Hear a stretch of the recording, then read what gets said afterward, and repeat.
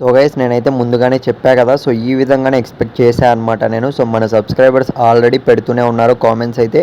So టెలిగ్రామ్లో కూడా contact అవుతున్నారు. అన్న నాకైతే సో నేను చాలా అంటే చాలా బాగా రాశాను, కాకపోతే నాకు 6 మార్కులు 7 మార్కులు ఈ విధంగా వేసి సో ఇంకా 2-3 మార్కులు వేసి ఉంటే నేను పాస్ అయ్యింది, ఈ విధంగా కూడా కామెంట్ అయితే చేస్తున్నారనమాట. సో గైస్ నేనైతే ఆల్రెడీ చెప్పా కదా, ఈ విధంగానే మనకు ఆన్లైన్ కరెక్షన్ అనేది జరుగుతుందని. మీరైతే గైస్ సో ఫెయిల్ అయితే ఎవరయ్యారో ప్రతి ఒక్కరికి చెప్తున్నా, అస్సలు మీరైతే బాధపడకండి. నేను ఎందుకు చెప్తున్నానంటే సో మనకు ఆన్లైన్ కరెక్షన్ కాబట్టి ఎవ్వరు ఏం చేయలేమన్నమాట. మన తప్పు అయితే ఏమాత్రం కాదు. మనం బాగా రాసినప్పటికీ కూడా సో ఫెయిల్ అయ్యే ఛాన్సెస్ ఉంటాయి అని నేను ఆల్రెడీ అయితే చెప్పా కదా. సో గైస్ మీలో ఇంకెవరైనా రిజల్ట్స్ అనేది చెక్ చేసుకోకుండా సో చెక్ చేసుకునేది రాకుంటే సో ఏమైనా ఇష్యూస్ ఫేస్ చేస్తుంటే మాత్రం కింద డిస్క్రిప్షన్ అండ్ కామెంట్ సెక్షన్లో మన టెలిగ్రామ్ గ్రూప్ లింక్ పెట్టాను.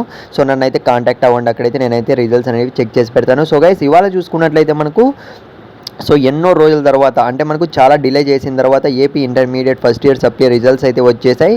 సో కాకపోతే చాలామంది అయితే మళ్ళీ ఫెయిల్ కావడం అయితే జరిగిందనమాట. సో గైస్ ఫెయిల్ అవ్వడం మీ తప్పేం కాదు, నేను మళ్ళీ చెప్తున్నా. సో అస్సలు మీరు బాధపడకండి. ఎందుకు చెప్తున్నానంటే ఈ విధంగానే మనకు సెకండ్ ఇయర్ స్టూడెంట్స్ కూడా కరెక్షన్స్ అనేవి జరిగాయి అనమాట. సో సెకండ్ ఇయర్ స్టూడెంట్స్ అప్పుడు ఎవరికి చెప్పుకోవాలి, మీరు ఒక్కసారి అయితే ఆలోచించండి.